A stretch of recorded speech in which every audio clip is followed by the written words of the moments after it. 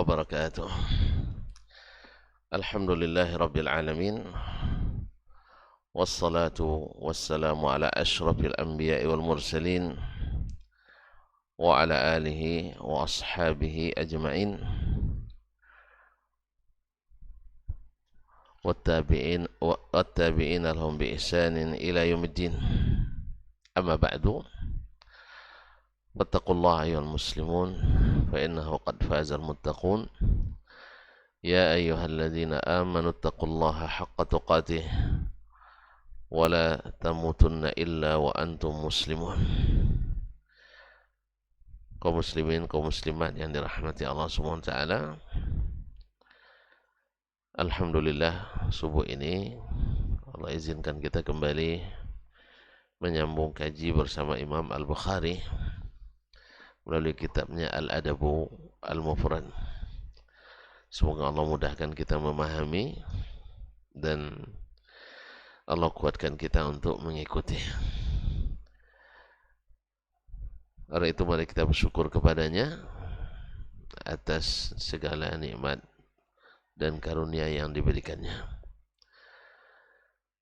Selanjutnya salawat dan salam kepada baginda Nabi sallallahu alaihi wasallam yang pagi ini kita belajar sedikit demi sedikit dari petunjuk dan akhlaknya. Semoga selawat dan salam kita yang menjadi tanda ingat kita dan doa kita berbuah diijabahnya doa-doa kita, dan di akhirat kita mendapatkan syafaat dari Nabi kita. Ma'asyarul muslim, ma'asyarul muslimat dirahmati Allah. Ini kayaknya pertama. Udah 2 kali ya setelah haji, setelah Idul Fitri baru pertama. Masya Allah. Terakhir kita belajar bab yang ke-183, bab islahi zatil bain, bab memperbaiki hubungan sesama. Nah, setelah itu bab yang 184, babu idza kadzabta li rajulin huwa laka musaddiq, bab apabila engkau berdusta kepada seseorang padahal dia percaya kepadamu. Bab ini munasabah dengan bab sebelumnya, karena di antara adab yang baik adalah memperbaiki hubungan, dan yang banyak merusak hubungan adalah penipuan. Jadi kita bicara kepada orang dalam keadaan berdusta dan orang percaya dengan ucapan itu. Tentu saja yang namanya tali dusta itu pendek, cepat terungkai, cepat terlepas, dan cepat diketahui. Oleh sebab itu maka munasabahlah bab ini, karena di antara perusak hubungan di antara sesama adalah ketika orang percaya kita mengkhianatinya. Ketika orang memberikan kepercayaan tetapi kita ternyata berdusta kepadanya. Maka Imam Al-Bukhari rahimahullah ta'ala menyebutkan bab ini setelah bab islahu zatil bain. Babu idza kadzabta li rajulin huwa laka musaddiq. Qala rahimahullah ta'ala haddatsana Haywah ibn Shuraih, telah menceritakan kepada kami Haywah ibn Shuraih, yakni Al-Hadrami, Haywah ibn Shuraih Al-Hadrami. Qala haddatsana Baqiyah, telah menceritakan kepada kami Baqiyah, itu Baqiyah ibn al-Walid. Baqiyah ibn al-Walid ini mudallis waqad an. Dia meriwayatkan di sini kan an Dubara ibn Malik Al-Hadrami. Dubara ibn Malik Al-Hadrami Dia adalah Dubara ibn Abdullah ibn Malik. Ini dinisbatkan pada datuknya. Dubara ibn Abdullah ibn Malik Al-Hadrami. An abihi, dari bapaknya, yaitu Abdullah ibn Malik Al-Hadrami. An Abdurrahman ibn Jubair ibn Nufair, dari Abdurrahman ibn Jubair ibn Nufair Al-Hadrami kadalik, anna abahu, bahwa bapaknya Jubair ibn Nufair Al-Hadrami menceritakan kepadanya, anna Sufyan ibn Usaid Al-Hadrami haddathahu, bahwa Sufyan bin Usaid Al-Hadrami menceritakan kepadanya, annahu sami'a an-nabiyya sallallahu alaihi wasallam, bahwa dia mendengar Nabi sallallahu alaihi wasallam yaqul, bersabda, kaburat khiyanatan an tuhadditha akhaka hadithan huwa laka musaddiq wa anta lahu kadhib. Adalah pengkhianatan, sungguh besar pengkhianat di saat engkau menceritakan kepada saudaramu sesuatu, huwa laka musaddiq, dia membenarkanmu, wa anta lahu kadhib, padahal engkau sadar sedang berdusta. Berarti kan sengaja menipu, dan barangkali mungkin sengaja menjerumuskan. Kan ada orang sudah tahu bahwa itu tidak benar, tapi karena kawan ini percaya benar. Ya, karena orang tidak mungkin minta pendapat kita kecuali karena dia percaya dan yakin. Nah, di saat orang percaya seperti itu, kita justru tidak jujur kepadanya. Ini kan kalau disakiti oleh orang yang jauh sakit, tapi disakiti oleh orang yang dekat lebih sakit. Ma'asyurul kiram dirahmatullah. Jadi kita dikhianati orang yang jauh dari kita, itu sakit. Tidak ada yang tidak sakit. Tapi yang dikhianati oleh orang kepercayaan dan orang dekat, itu lebih sakit lagi. Lebih sakit lagi. Kalau kita bukan orang yang memiliki kesabaran tinggi, ya kita tidak mau melihat mukanya lagi. Ya. Siapa misalnya? Mungkin saudara kita sendiri. Tidak ada orang yang curiga pada saudaranya. Tapi ketika dia mengkhianati, ketika memberikan sesuatu informasi, dia tahu informasi itu tidak benar, tetapi dia tetap mengatakannya seolah-olah benar. Padahal di situ ada konsekuensi.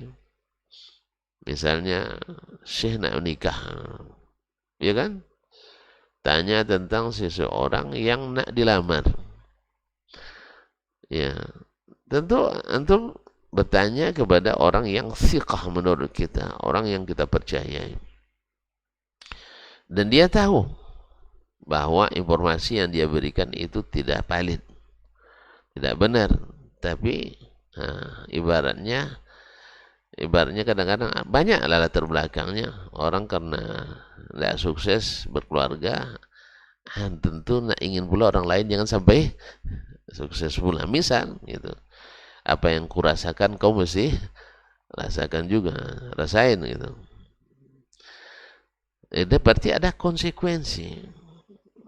Orang akan menikah dengan harapan baiti jannati, surgaku, rumahku adalah surgaku, tapi justru yang terjadi sebaliknya, yaitu nari atau dari nari, rumahku adalah neraka bagiku. Tadi kan baiti jannati, rumahku surga bagiku, sini dari nari, rumahku jadi neraka. Yang lebih sakit lagi ketika kita sampaikan, kamu dulu begini-gini, sengaja saya bilang seperti itu agar kamu merasakan. Kan lebih sakit lagi kaum muslimin muslimat dirahmati Allah. Nah, ini termasuk adab yang sangat-sangat tidak dianjurkan, adab yang sangat ini pengkhianat, sungguh besar khianat di saat kita mengatakan sesuatu pada saudara kita padahal dia tidak jujur dalam hal ini, dan dia yakin kepada kita. Atau misalnya ada konsekuensi ekonomi, misalnya utang piutang.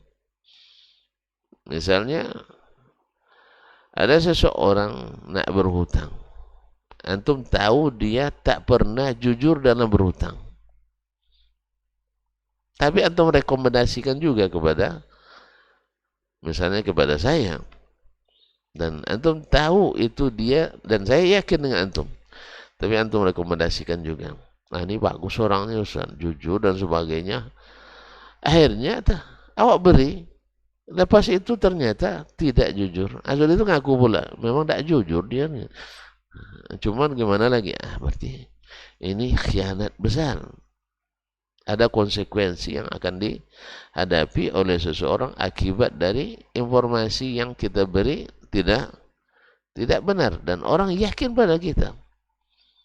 Makanya kaum muslimin, kaum muslimat dirahmati Allah SWT. Makanya an-nasiha, ad-dinun nasiha, kata Nabi SAW. Agama itu adalah an-nasiha. Nasihat itu artinya ikhlas, terus terang, jujur kepada saudara sesama muslim. Kan kata-katanya liman, lillah, wali kitabihi, wali rasulihi, wali a'immatil muslimina wa ammatihim. Harus jujur. Ada konsekuensi yang berat yang harus ditanggung oleh orang yang awalnya percaya pada kita padahal kita tidak jujur kepadanya. Ma'asyiral qurum, ma'asyiral muslimin dirahmati Allah. Atau misalnya, nah ini di musim-musim suksesi kepemimpinan 2024 ini, kadang antum diangkat jadi tim sukses saya mencalonkan diri misalnya jadi caleg, atau bacalek ya, misalnya. Antum yakin bahwa saya itu tak kena ada suara, tapi supaya keluar juga duit saya, karena biasa tim sukses tetap sukses, Bang. Iya, tim sukses tetap sukses, membelanjakan uang calonnya. Antum sebenarnya tahu bahwa saya tidak berkompeten untuk maju, tidak akan ada suara orang. Walaupun orang ngaji banyak di masjid, orang masjid itu punya keponakan yang maju, ya dah. Ya saya Hidayat misalnya, ini pengurus masjid, maju pula di dapil saya itu mama dia. Mana yang dipilihnya? Ustaz Dasma itu mamanya. Mama. Jadi jangan terlalu yakin gitu. Walaupun saya ceramah ke sana kemari nih. Nah, anggap kalau hitung-hitung misalnya di sini ada 30 kan, di sana ada 50 kan, sudah 80. Saya ceramah di 100 masjid kali 80 orang, kali 30 orang, udah cukup suara tuh, Bang. Hah? Menurut saya itu. Rupanya yang jemaah saya yang ramai itu, setiap orang ada calegnya, atau ada calon yang akan dia pilih. Dia bukan dapat amplop 250.000 di pagi lagi, enggak. Sejak kecil dia yang menjaga, yang biayain. Nah, jadi kalau antum tahu itu, tapi gimana? Antum sudah terlanjur jadi tim saya, duit saya harus antum dapat. Karena antum bagiannya ada situ kan. Ada namanya operasional kampanye, operasional sosialisasi, bahkan juga mungkin ada aspirasi dan sebagainya. Nah, jadi kalau antum tahu saya tidak bakal lolos, tolong sampaikan sebenarnya, ya. Jangan nanti setelahnya 2 martabat, duduk atau terduduk. Nah, itu bahayanya, duduk atau terduduk. Setelah saya terduduk, utang dah banyak, rata-rata utang dulu tuh. Janji nanti proyek atau sebagainya kan. Janjinya nanti, atau pokoknya Janjinya setelah duduk baru dibayarkan. Tak gimana caranya tuh, masing-masing punya kontrak sendiri. Nah, antum tahu saya tidak bakal jadi. Cuman antum tidak tahu anggaran saya ada 500 juta, itu harus sampai ke saku antum. Karena tim sukses sukses selalu. Yang terduduk adalah jagoannya. Oleh sebab itu, tolong jangan jadi tim sukses yang ingin sukses sendiri. Jadi katakan, Ustaz ceramah aja lah. Kalau ceramah laku nih, tapi kalau untuk jadi caleg atau jadi pemimpin kayaknya tidak pas. Apa sebab? Ustaz tuh pengelinci misalnya, atau pengelinci, suka lari dari tanggung jawab. Iya, kalau pas menghadapi masalah besar, Ustaz tak pernah maju di depan, selalu suruh Ustaz Dayat yang maju. Nah, kan itu. Nah, kalau itu Ustaz tidak patut jadi pemimpin nomor 1. Besok orang lumat dibikin Ustaz selamat sendiri. Ustaz Dayat yang kena. Ketika ada tanggung jawab konsekuensi ini dan itu, Ustaz cuci tangan. Akhirnya Ustaz Dayat yang masuk ke dalam. Nah, misal lah kadang. Jadi kalau begini tidak tipe pemimpin yang sukses misalnya. Atau tidak pimpin wakil rakyat yang akan berpikir untuk rakyatnya. Katakan sebenarnya, jangan berkata yang tidak benar. Yes, ya? Apalagi konsekuensi apa lagi? Konsekuensi sosial. Ya, konsekuensi sosial. Ya, antum tahu di situ orangnya berdakwah tidak boleh keras-keras. Nah, antum bilang sampai ke Ustaz kan, Ustaz baru masuk dulu kan, coba masyarakat sini nih Pak Ulilnya. Nah, Ustaz sini sampai aja loh Ustaznya. Ini orang pada biasa dengan apanya. Habis itu belum selesai ceramah dipersekusi orang kan. Gara-gara beliau tahu dia masyarakatnya ini, cuman beliau nak melemparkan dendam pula pada orang itu. Biar mereka tahu. Akhirnya tidak jujur menyampaikan informasi pada orang di situ baru pertama kali mendengar tauhid terbagi 3, usul salasan sebagainya. Nah, padahal dia lebih duluan dia mendengar ceramah Ustaz tentang di YouTube bahwa orang-orang ini tauhid ini trinitas katanya kan.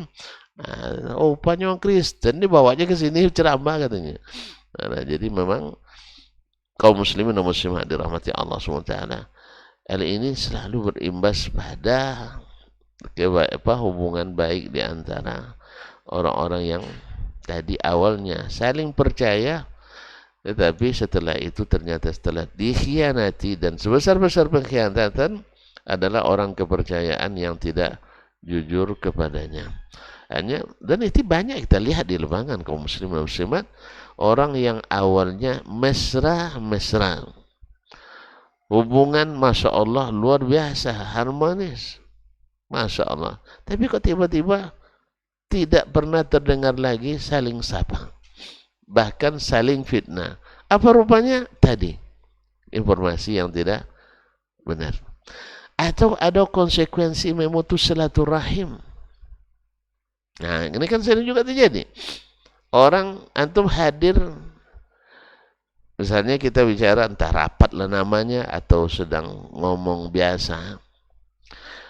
Nah, antum orang kepercayaan saya, misalnya apapun antum omongkan saya akan terima bulat-bulat, seolah-olah itu wahyu turun dari Rabbul Ardi was Samawat. Ya, pokoknya asal antum yang kasih informasi ke saya pasti benar. Jelas ya? Akhirnya antum menyampaikan berita tentang seseorang kepada saya. Ya, awalnya hubungan kami baik, tapi dengan berita yang antum katakan, hubungan itu bukan retak lagi, pecah, berguguran. Jadi condong kacau pocah atau putus rotan.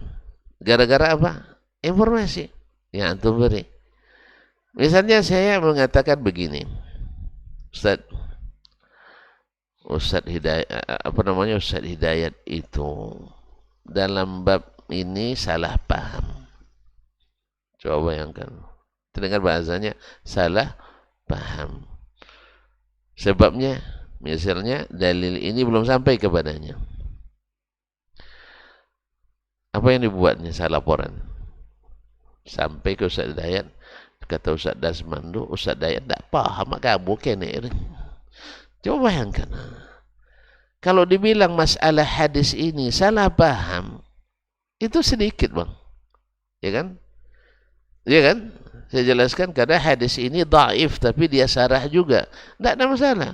Tapi kalau beritanya sampai Ustaz Dayat tidak ngerti apa-apa hadis, gimana kira-kira? Hah? Senang dengarnya? Senang dengar saya?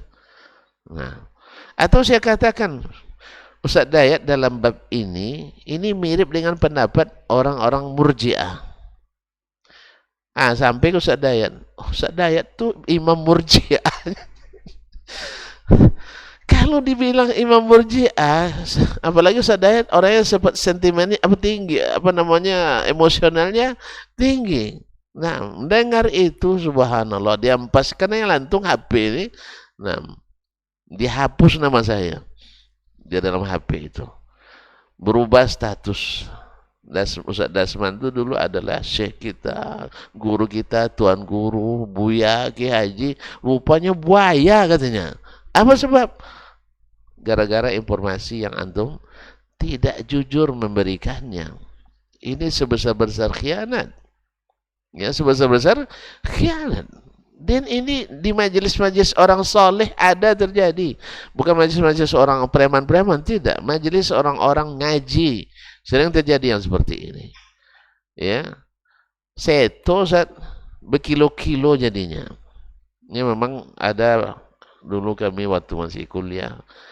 Ada anekdot kawan-kawan. Kalau kamu ingin bertambah bila dikirim, kirimlah berita. Kalau nak bertambah sampainya kirim berita. Tapi kalau nak berkurang kirim duit. Iya tak? Antum kirim duit pergi ke bank.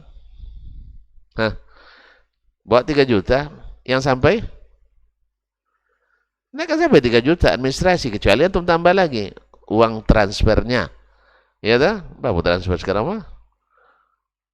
Antum beli token. Beli token listrik. 500.000, dikasih 500.000, nggak berkurang. Kalau uang selalu berkurang kalau dikirim, baik melalui orang atau melalui uang, atau melalui beruang. Nah, berkurang. Tapi kalau berita selalu bertambah. Yang lebih parah itu tambahannya itu yang tidak benar. Coba bayangkan, awak katakan ini paham yang disampaikan seperti ini seperti paham orang Murji'ah. Kan bisa saja saya salah menyampaikan, saya mensyarah, salah paham. Wajar kan? Tapi ketika beritanya sampai, Ustaz Dasman itu mengatakan Ustaz Hidayat imam Murji'ah. Ya, bayangkan. Tentu menggelincang Ustaz Hidayat dibuatnya. Nah, akhirnya kalau sempat saya di depan rumahnya, lalu setiap hari di pagarnya berumah. Iya, atau pasang remote. Bila ada mobil Dasman lewat, remote-nya menyala gitu. Akhirnya dikira saya pencuri, apalagi pulang larut malam terus kan. Ini mohon maaf termasuk minta izin juga sekalian pagi ini tadi terlambat Ustaz. Karena jam 2 mata tuh belum terpejam waktu malam tuh. Mungkin sudah hampir jam 3 baru. Bangun tadi pas azan.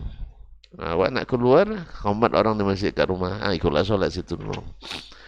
Jadi pas azan terpanaskan. Jadi mohon maaf sekali. Kaum muslimin dan muslimat dirahmati Allah SWT. Jadi Allah musta'an. Ini model-model begini.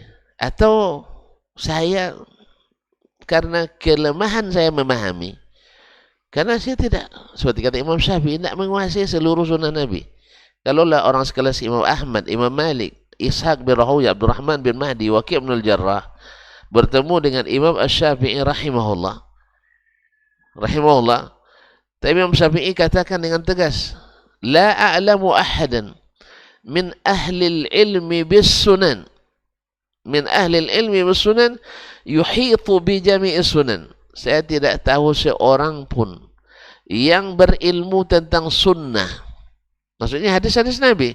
Yuhitu bi jami'i sunan, mengetahui seluruh sunnah Nabi sallallahu alaihi wasallam.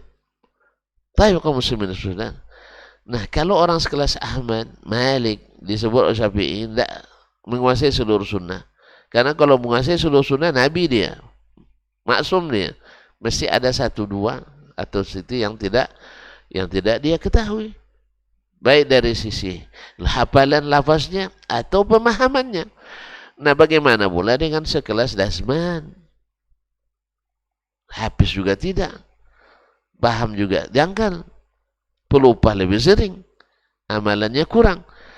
Nah, lalu dia mengatakan sesuatu yang mungkin saya tanpa disadarinya itu pemahaman Khawarij. Ya. Lalu Ustaz ngomong, ini Ustaz Dasman kayaknya tidak membaca kitab Al-Firaq wal Adyan si Al-Awaiji ini Ustaz ya. Al-Firaq wal Adyan. Ini kalau beliau baca, padahal saya sudah baca Ustaz, muqarrar kami di akidah. Nah, cuman Ustaz Dayat karena dia jurusan akidah, tentu dia baik aja bersangka. Mungkin Ustaz Dasman tidak sempat baca ini. Kitabnya sudah ada. Nah, jadi dia katakan, kalau ini bahasa yang dia katakan, bab ini mirip dengan pendapat Khawarij. Apa ulil? Sampai berita ke saya. Rupanya Ustaz Dayat tu ya katanya. Bilangnya Ustaz orang Khawarij. Gimana kira-kira sih? Kalau saya sempat tidak suka klarifikasi, kan ada sebagian orang dapat berita dari antum tuh tidak mau lagi klarifikasi, dah final. Saya sudah menghadapi orang seperti itu. Saya awal-awal pulang dulu di Bangkinang membahas suatu masalah. Dan saya kebiasaan saya waktu itu merekam seluruh ceramah saya sendiri. Belum ada live streaming nih, saya rekam pakai MP4 bang. MP4 saya rekam. Itu pun karena dihadiahkan oleh Ustadz Suryadi waktu itu. Dia suka kasih hadiah, jazakallah khairan. Berguna juga untuk dakwah, maka rekamannya ada. Jadi, coba bayangkan. Saya punya rekamannya. Lalu seseorang yang hadirnya di luar, di Selasar. Tidak dalam duduknya. Nah. Dengar di luar. Yang memang mencari supaya lisan saya terpeleset. Padahal tidak terpeleset. Dia telinganya yang terpeleset, tertutup. Apa laporannya? Bahwa Dr. Dasman menyesatkan semua orang yang sholat bismillahnya dijaharkan. Masya Allah. Sampai ke Ustaz. Alasan atas laporan itu, Ustaz tersebut mengambil suatu tindakan yang merugikan. Saya sesama Ustaz kan tak boleh saling menjatuhkan. Saya datangi, saya bawa rekaman itu. Ustaz, kenapa Ustaz mengambil keputusan ini? Kamu begini. Ustaz sudah dengar rekamannya. Saya tidak mau dengar lagi. Ya Ustaz, yang mengucapkan kata-kata itu saya. Sah? Yang berceramah itu saya. Menurut Ustaz mana yang lebih paham? Yang mendengar atau saya sendiri? Pokoknya saya sudah dapat laporan dari orang itu dan saya yakin pada dia. Nah gimana itu? Akhirnya apa terjadi? Akhirnya berburuk kita gara-gara laporan yang tidak benar. Saya minta silakan ini rekaman, silakan dengar sendiri. Nah, atau kita dengarkan bersama. Nanti kalau ada benar memang saya salah, saya umumkan lagi dalam kajian besok. Saya mencabut pernyataan itu. Atau opsi ketiga, saya ulang ceramah lagi, Ustaz hadir mendengarkannya. Satu pun opsi tidak diterima. Apa sebab? Saya datang dari orang kepercayaan. Subhanallah. Jadi begitulah syaitan. Jadi orang alim pun bisa berjatuhan, gugur dalam fitnah itu. Makanya Imam Al-Bukhari sendiri juga sudah merasakan pahitnya fitnah itu di masa beliau. Difitnah orang dengan gurunya Muhammad bin Yahya Az-Zuhli. Padahal dulu Muhammad bin Yahya Az-Zuhli itu selalu menyanjung Imam Al-Bukhari.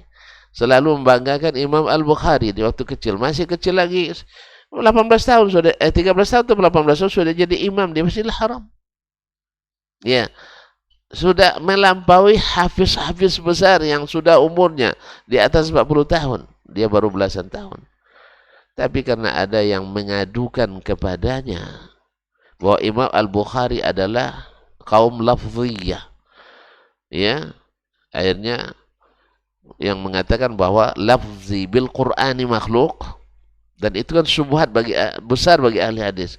Kita selesai dah, Al-Quran kalamullah, tidak usah bilang makhluk itu pembahasan ahli kalam itu. Ini yang bikin syubhat dan merusak pemahaman, merusak juga hubungan. Kalau semuanya hatta yasma'u kalam Allah, dah selesai, ikuti aja itu sampai dia mendengar perkataan Allah, wa yukallimullahu Musa taklima. Sah?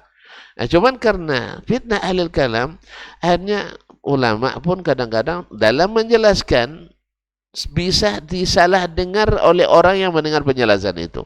Apalagi hati-hati yang sakit, yang sengaja ingin mencari celah untuk membuat hubungan kedua syekh ini menjadi renggang, bahkan mungkin juga putus. Banyak tuh. Sampai hari ini saya menyaksikan sendiri, ya, orang-orang yang tukang adu-adu ke depan syekh. Atau tukang adu-adu dimanapun ada, dimanapun ada. Dan syekh yakin. Yang lucunya, ada lucunya lagi. Tahun ini 5 tahun pertama orang kepercayaan syekh Pak Ulil. Semua laporan Ulil sampaikan syekh telan mentah-mentah. Besok Pak Ulil jadi tertuduh lagi, beliau lagi yang dikepercayaannya. Ulil majruh lagi nih. Ulil sudah keluar dari manhaj. Apa sebab? Laporan dari Ustadz ini tentang Ulil. Pada Pak Ulil tidak ada berubah macam dulu juga. Aku masih seperti yang dulu. Masih seperti yang dulu, tidak ada perubahan sekali. Yang berubah apa? Jaraknya sekarang. Dulu dia di Madinah, sekarang sudah di Sudan, balik ke kampungnya. Tentu orang kalau berdakwah tentu kaum muslimin dan musliman, berdakwah tentu tidak seperti lagi di tempat asalnya. Antum kalau berdakwah ke mana-mana banyak, ke Sumbar misalnya, tentu banyak makan sanjay bang, ya. Kan ya. Kalau berdakwah ke Bunut banyak makan cekan salai. Kawan-kawan nelayan, kalau di sana kawan petani dan sebagainya. Interaksi sedikit aja. Kadang-kadang ini ada kisah dari Sudan. Ustaz Dayat mungkin lebih tahu ya. Ini orang Sudan ya. Orang Sudan tuh kulitnya punya kelabu-kelabu apa Ustaz? Ya, Ustaz Dayat paham tuh, juzullah. Jadi ada seorang yang keras sekali. Ya. Dan suka melapor. Salah satu dari kawan yang sepengajian dengannya jadi bupati. Sekarang konflik di Sudan ya. Rawan konflik memang. Semoga Allah selesaikan masalah mereka dengan sebaik-baiknya. Jadi yang namanya pejabat tentu ada kunjungan ke bawah, ke daerah. Kalau antum pergi ke kampung Ustaz, antum pejabat, ya bupati, pergi misalnya ke mana kampung, siapa yang kampungnya paling kampungnya saya lah, nah, pergi Muara Jalai misalnya, bupati Kampar turun ke Muara Jalai, hadir nenek-nenek, yang kan nenek-nenek, ibu-ibu pun diserbunya saya, saya di bupati, pergi ke kampung tuh, jangan kan nenek-nenek kampung tuh, ibu-ibu yang masih setengah tua juga akan serbu saya juga, nak salaman, iya kan? Enggak kan? Nah, tentu udah mulai ngantuk pula sayang. Iya. Mereka artinya euforia, suka orang kampung kita jadi empati. Yang kedua, mereka juga ingin menarik simpati saya. Supaya nanti pembangunan di kampung ini, makanya bagi mereka itu menyambut seperti itu nggak apa-apa, karena kebanyakan mereka tidak paham bahwa bersalaman laki-laki perempuan yang bukan mahram tidak boleh, iya kan? Coba masyarakat kita, mana yang pahamnya? Boleh atau tidak boleh? Boleh atau tidak boleh? Boleh. Pemahaman sebagian besar, mayoritas umat Islam, bersalaman laki-laki perempuan yang bukan mahram, boleh. Apalagi salam sama kiai, sama buya, cium tangan lagi. Ya kan? Habis itu kepalanya dipegang sama buaya anak gadis itu. Apa coba? Sudah anak saya. Kan itu kan? Nah, perasaannya sudah jadi anak. Nggak lama saya itu suruh jadi mak anaknya. Lamarnya habis itu aku terima. Katanya anak kita baru nikah. Ya. Jadi jalan ke kampung itu, nenek-nenek orang tua-tua itu berebut salam tangan dia tidak mau, cuman ya sebanyak itu orang pegang tangannya. Nampak sama kawan yang suka melapor itu. Ibaratnya saya dengan Ustaz Dayat, guru kami misalnya anggaplah Syekh Muhammad Khalifah Tamimi ya, sama seguru ya di Madinah misalnya. Dan guru saya ini keras juga memang. Nah, misalnya lapor sama Ustaz Dayat. Berubah dah sebantu manhajnya. Coba gara-gara salaman manhaj berubahnya. Dia tidak tahu tuan rumah tidak tepat mungkin kan dia. Berubah manhajnya. Apa berubah manhajnya? Lah orang awamnya lah. Gara-gara salaman itu berubah jadi seorang alim menjadi seorang awam. Oh ya kan? Cuma satu itu. Dan itu bukan dia yang mau. Orang yang ngambil tangannya. Dia dari kerumunan massa itu. Tidak ada uzur sama sekali. Akhirnya Syekh pun panggil kami ke Madinah. Coba bayangkan. Panggil kami ke Madinah berdua. Di sidang. Lalu saya jelaskan. Syekh. Tidak kan itu pula membuat saya berubah manhaj. Saya tahu. Dengan penuh kesadaran saya tak pernah ngulur-julurkan tangan ke orang. Cuman kan pergi kampung nenek-nenek yang mengambil tangan saya. Tidak mungkin saya ketikan pula nenek itu. Tidak mungkin. Saya sudah tarik tangan saya. Dia ambil juga. Akhirnya saya mengerti. Oh gitu keadaannya. Jadi memang harus paham situasi dan kondisi orangnya. Jangan buat laporan tanpa mengetahui latar belakang. Syekh kan percaya langsung sama Ustaz Dayat. Masalah karena suka ngurut punggungnya dulu atau capek-capek mungkin. Akhirnya semua laporan mentah-mentah. Akhirnya Syekh karena untung ada klarifikasi. Kalau sempat guru tak ada klarifikasi, rusak hubungan semuanya. La haula wala quwwata illa billah. Akhirnya terjadi konflik atau kelaparan di Sudan.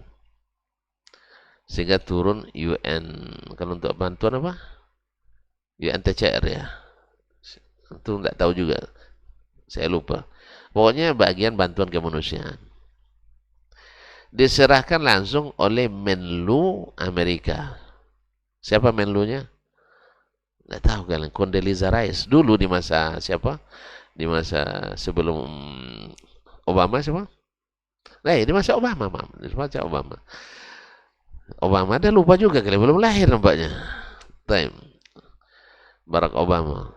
Jadi menterinya Condoleezza Rice. Condoleezza perempuan apa laki-laki? Liza, masa antum lagu Liza apa namanya? Laki-laki atau perempuan?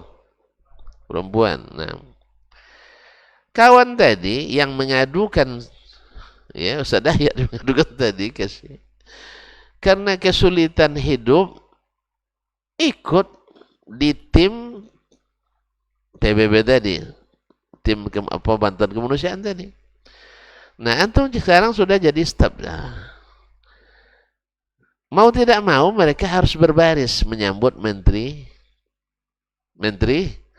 luar negeri Amerika tadi, karena Amerika polisi dunia kan. Berbarislah kita. Tentu yang namanya Condoleezza Rice tidak ada istilah tidak salaman. Sekarang dia dengan sukarela menyalaminya karena takut dipecat. Oh, rupanya kalau terpaksa boleh, yang lain kalau terpaksa tidak boleh. Hanya dia sendiri melakukan hal yang sama. Mungkin iqab dari Allah SWT. Kau kemarin tak terima uzur saudaramu, setelah didamaikan oleh Syekh tak mau juga dia. Coba bayangkan, Syekh sudah bilang dan memaklumi, dia sendiri tidak mau memaklumi. Tetap juga dihajarnya saudaranya itu. Tidak mau cakap. Bayangkan. Justru kadang-kadang marah pula dia sama Syekh. Awak dah melapor, tidak terima laporan. Coba bayangkan. Akhirnya dia pun nak nekan Syekh. Walhasil, dia sendiri melakukan hal yang sama. Oleh itu kaum muslimin dan muslimat, Nabi katakan, masyadda hadad dina ahadun illa ghalaba.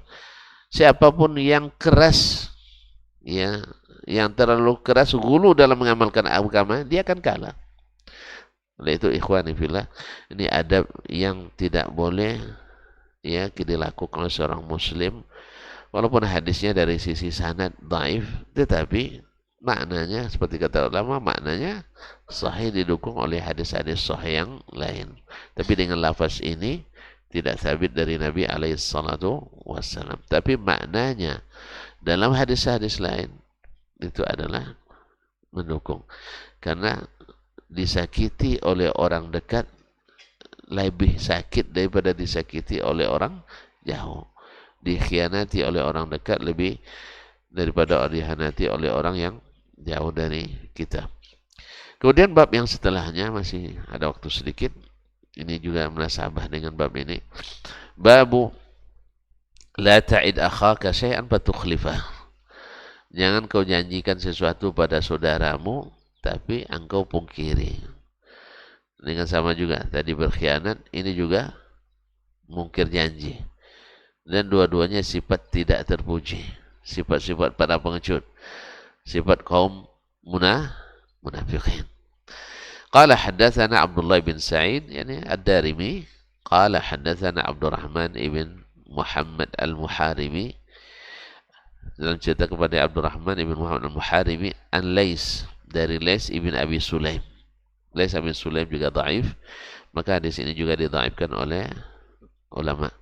An Abdul Malik ibn Umair As-Suwai, an Ikrimah, dari Ikrimah maula Ibn Abbas dan sekaligus muridnya, an Ibn Abbas, dari Ibn Abbas radhiyallahu anhu, qala qala Rasulullah sallallahu alaihi wasallam, Rasulullah sallallahu alaihi wasallam bersabda, la tumari akhaka wa la tumazihhu wa la ta'idhu mau'idan fatukhlifah. Jangan engkau suka berdebat dengan saudaramu. Maksudnya berdebat yang tidak menghasilkan ilmu. Kalau debat menghasilkan ilmu tuh ada diskusi namanya muzakarah.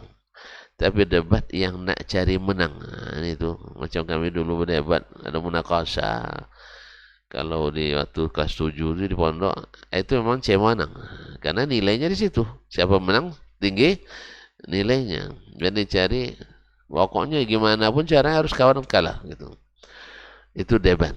Dan yang seperti ini tidak dipuji dan tidak dianjurkan oleh Nabi sallallahu alaihi wasallam. Bahkan Nabi menyanjung orang yang meninggalkan mira sekalipun dalam keadaan benar. Ana dhaminun bi baitin fi wasatil jannah liman tarakal mira walau kana muhiqqan. Saya menjamin untuk seorang taman di tengah surga untuk siapa yang meninggalkan berdebat walaupun dalam keadaan benar. Makanya ketika orang ngajak debat, kita lihat kalau orang ini berdebat nak cari menang, tidak usah berdebat, buang-buang waktu.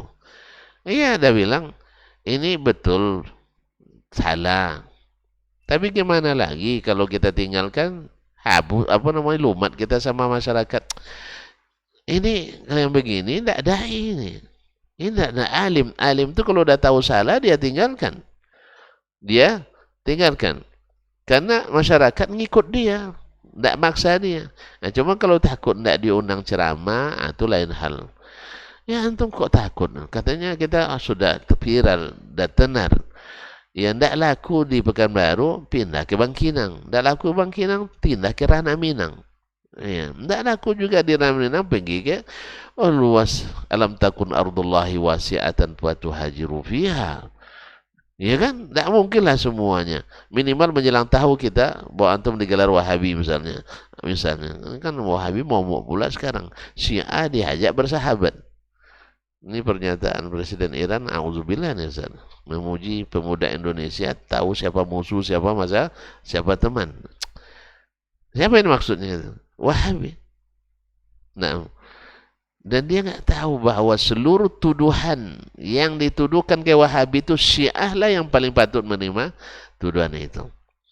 Dibilangnya orang Wahabi haus darah. Ya, Syiah, Masya Allah, pergaulannya masa hembel. Apa makna hembel saja? hospitality. Pokoknya macam-macam. Mereka tidak baca sejarah sih, karena belajarnya ilmu Islamnya dari Barat. Itu masalahnya. Dan ilmu Barat itu subuhatnya 80% lebih diambil dari buku-buku Syiah. Semua subuhat mendiskreditkan Islam diambil dari buku-buku Syiah di Barat. 80% lebih. Tentu itu. Nah, kalau tentu nak buat perbandingan, ya Wahabi ketika awal berdiri karena ditentang orang di mana-mana, tentu harus membela diri. Pasukan Turki menyerang, tentu berhadapan dengan mereka. Orang-orang Sufi menyerang, tentu dihadang oleh mereka. Rata-rata mereka lebih banyak defensifnya daripada ofensifnya. Coba yang melakoni lebih daripada 60 kali peperangan sampai berdirinya kerajaan Arab Saudi. Antum bayangkan berapa korban yang jatuh?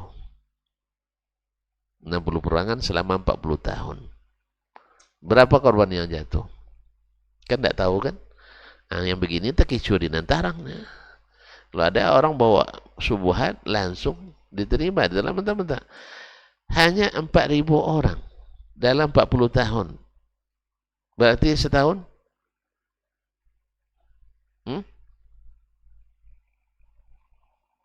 4.000 dibagi 40. Alah, tidak ada piti nampak dong. Saya bagi kita 40 tahun, 4.000 bagi 40. Ya 100. Ya. Yang begini, ini peperangan kawan, bukan pembantaian. Peperangan. Karena diperangi mereka. Ya. Antum kalau diserang, oh kami tidak perang lah, kata gitu. Dah, habis hancur. Antum meyakini sebuah kebenaran lalu diserang orang, tentu harus membela diri. 4.000. Bayangkan dengan Syiah hanya berkuasa menguasai tanah Haramain hanya sekitar 30 tahun. Dalam satu musim haji, sekali musim haji di masa mereka berkuasa, itu menewaskan 35.000 orang.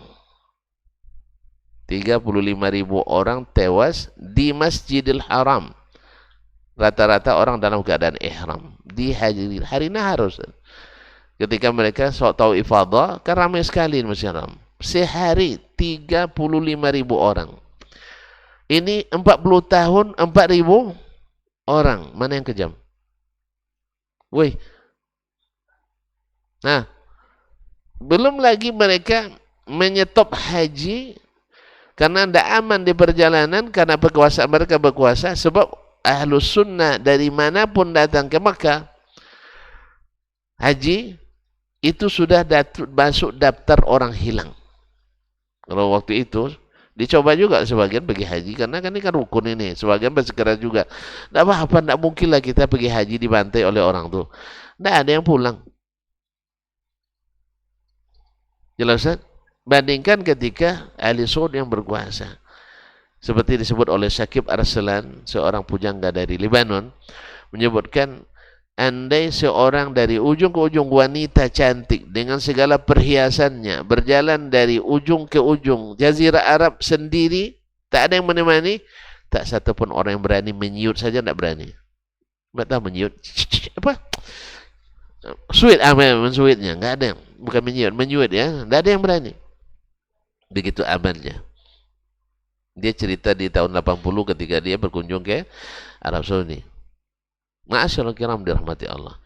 Ustaz, mana yang patut dapat haus dana? Baik. Oh, enggak, itu Syiah Ustaz. Tapi kaum Asy'ari kan tidak. Nah, kita coba lagi. Ibnu Tumar dulu di Maroko. Dia ulamanya. Ini bukan, kan sebagian mengatakan ini masalah politis. Enggak. Dia ulamanya. Kalau masalah politis, tentu korbannya bukan hanya orang-orang yang berlawanan paham. Kalau politis bukan ulama, tapi lawan politik. Ini enggak. Ini murni masalah keagamaan. Dia dalam berkuasa 9 tahun. 7 tahun berperang sebanyak 99 kali. Menewaskan korban 200.000 orang. 9 tahun. kaum Asy'ariyah. Ini Wahabi 40 tahun. Nah, mana yang kejam? 9 tahun di 7 peperangan 200.000 orang nyawa melayang. Ini 40 tahun 60 peperangan hanya 4.000 orang. Mana yang kejam? Nah, takut bilang Asy'ariyah ya. Iya. Dia imamnya Asy'ari di zaman itu. Saya mengatakan ini bukan untuk ngajak antum untuk bertembung, untuk berkelahi, untuk tidak memfitnah, tidak. Cuman jangan jahat, jangan jadi penjahat dakwah, itu maksud saya. Ini banyak jadi penjahat dakwah yang orang buat kesalahan dibesar-besarkannya. Padahal kesalahan yang dia lakukan lebih besar. Orang ini buat kesalahan ada alasannya. Alasannya adalah melindungi diri. Ini kebanyakan. Ini alasannya karena haus darah orang yang tidak sepakat dengannya. Nah, itu yang dilekatkan kepada Wahabi, padahal mereka lebih berhak untuk menyandang gelar itu. Ini namanya pengkhianatan dalam dakwah. Jujur sajalah. Nah, bahwa setiap orang ada yang gulu di antara golongannya. Nah, termasuk ustadz yang seperti ini, termasuk ustadz gulu ini. Ya, kemana-mana menebar fitnah tanpa dasar. Ya, nah, makanya sadarlah kita, jangan mau dikatakan pemuda Indonesia bagus karena tahu mana musuh mana kawan. Syiah dijadikan kawan, Wahabi dijadikan lawan. Berapa bantuan Syiah di Indonesia? Berapa bantuan Wahabi di Indonesia? Gitu aja udah cukup. Nah, masa orang yang mencaci maki sahabat kawan, orang yang memuliakan sahabat lawan. Orang yang menuduh Ummul Mukminin Aisyah dan Hafsah berzina kawan. Orang yang menghormati Aisyah dan Hafsah lebih dari ibu kandungnya sendiri lawan. Berarti antum ikut Nabi atau ikut? Iya. Jadi kaum muslimin, orang Wahabi yang menjunjung tinggi Al-Quran, menjadikan dasar negara, undang-undang dasar negaranya Al-Quran dan hadis, jadikan lawan. Orang-orang yang mengatakan Al-Quran diragukan autentisitasnya karena 2/3/4 hilang, tuh kawan. Berarti antum adalah orang yang mendukung Islam sampai hari ini tidak sempurna. Di mana antum? Jadi kaum muslimin dan muslimat dirahmati Allah. Cuman sayang memang banyak orang intelektual tapi tak berilmu, cerdas tak berilmu. Inilah masalahnya. Apa aja subuhat masuk. Oleh sebab itu kaum muslimin jangan hanya jadi orang cerdas, tapi jadilah orang berilmu. Dan kalau tidak berilmu, tuntut kepada guru, tuntut kepada ulama. Karena itu kalau nuntut kepada pemikir tidak akan dapat ilmu lah. Pemikir tidak punya ilmu. Ya, datuk saya pemikir juga dia, tapi tidak punya ilmu. Ayah saya berpikir juga dia, anaknya banyak, jadi semuanya. Awak jadi dasar sarjana tinggi, S3 kadang anak ada yang jadi 2 orang cuma. Satu narkoba, satu nyabut di jalan. Emangnya? Ya, ayah kita dulu orang kampung cuma tidak sekolah tinggi, tapi tahu dia menjadikan anaknya tinggi. Awak sekolah tinggi tapi tidak bisa menjadikan anak kita tinggi. Na'udzubillah. Berarti ada masalah dengan kita. Apa sebab? Karena kita punya pemikiran yang penuh dengan subuhan. Ayah kita dulu punya keyakinan, punya pemikiran yang original, yang natural, sunnatullah, sehingga selamat. Kalau enggak, kita enggak, soalnya masuk pemikiran-pemikiran dari semak-semak mana masuknya, semak Yunani, semak Romawi, semak Syiah, semak masuk pula apa namanya pemikiran tarekat dari India dan sebagainya, seluruh sampah-sampah pemikiran masuk ke kita. Akhirnya Al-Quran dan Sunnah tidak begitu berharga di mata kita. Baiklah kaum muslimin dan muslimat, jadi jangan berdebat itu yang tidak menghasilkan ilmu dan tidak menghasilkan kebenaran. Karena kalau nak cari monang nanti ujung-ujungnya adu pangkal lengan. Nah, kan tak bagus. Adu pangkal lengan atau adu kepala. Kita adu hujjah dengan hujjah. Lalu siapa yang sudah jelas sebagainya hujjah, jangan bilang, oh ini tak bisa ditinggalkan walaupun salah. Itu tak apa berdebat. Tidak apa-apa deh, Pak. Memang tidak sunnah. Ini mah bid'ah mungkarah.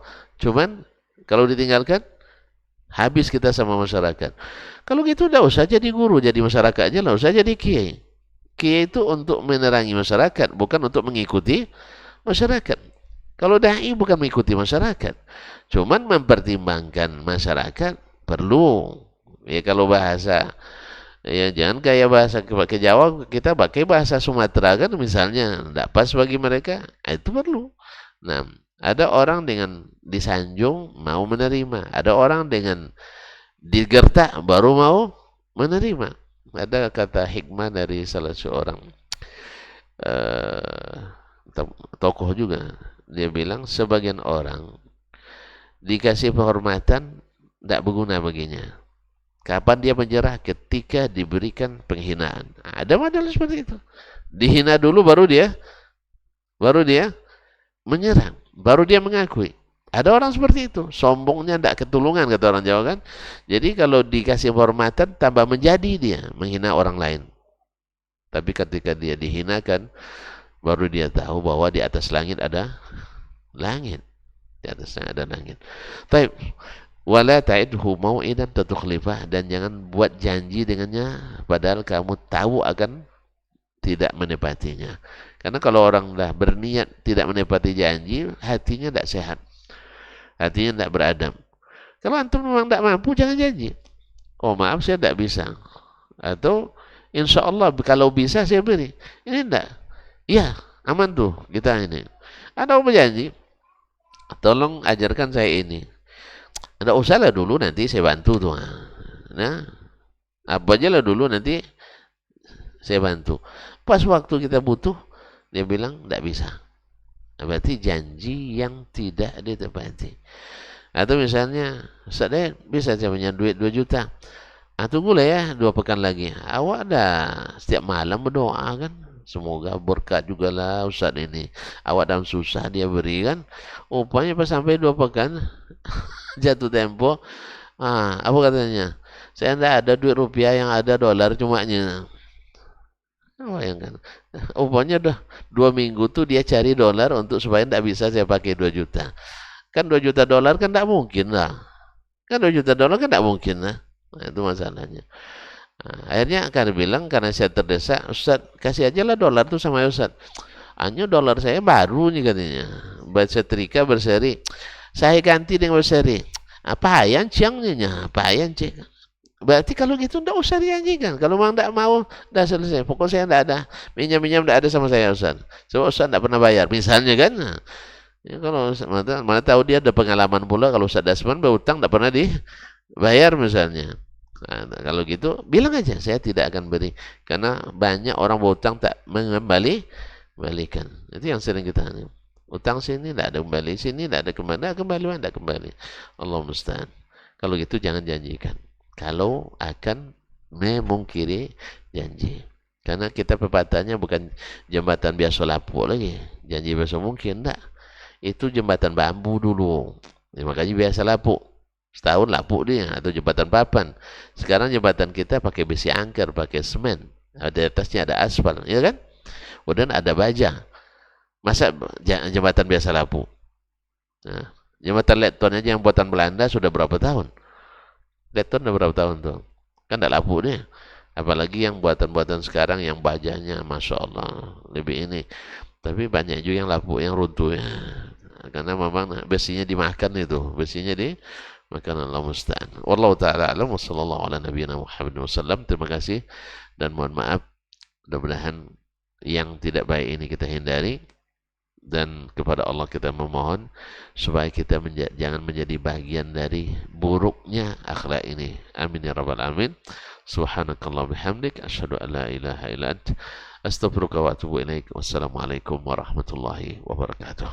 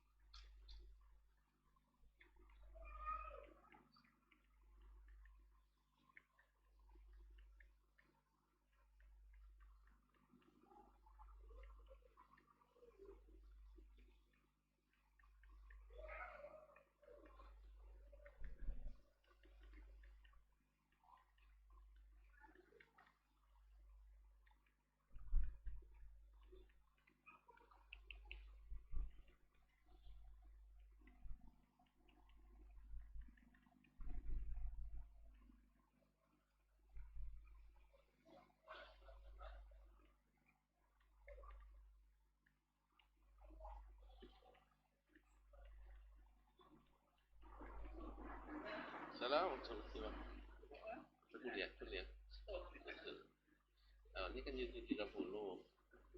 Saya minta undur jam 8 lah. Minta online dulu. Hah? Apa sih?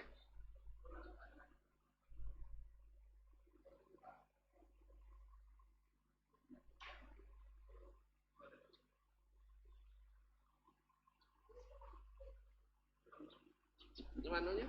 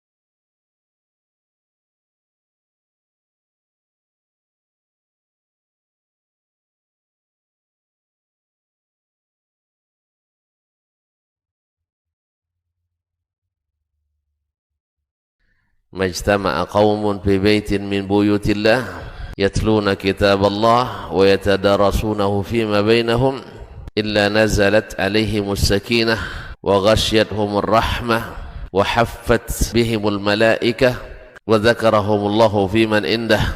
Tidaklah suatu kaum duduk di salah satu rumah Allah membaca ayat-ayat Allah dan sama-sama mempelajarinya, kecuali turun kepada mereka as-sakinah, ketentraman dan kenyamanan.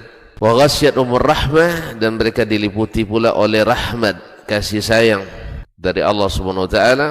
Wa haffat bihimul malaikah, dan mereka pun dikelilingi oleh para malaikat, karena malaikat suka majlis-majlis zikir dan ilmu. Wa dzakarahumullahu fiman indah, dan Allah akan banggakan sebut-sebut mereka di kalangan malaikat-malaikat yang ada di sisinya, di masyarakat atas. Mudah-mudahan kita termasuk yang sering disebut-sebut di sisi Allah di kalangan para malaikat, dan di akhir majelis ini mudah-mudahan kita pula mendapatkan seperti yang tersebut dalam hadis qudsi, qumu maghfuran lakum, silahkan berangkat meninggalkan majelis ini dalam keadaan diampuni dosa-dosa kalian.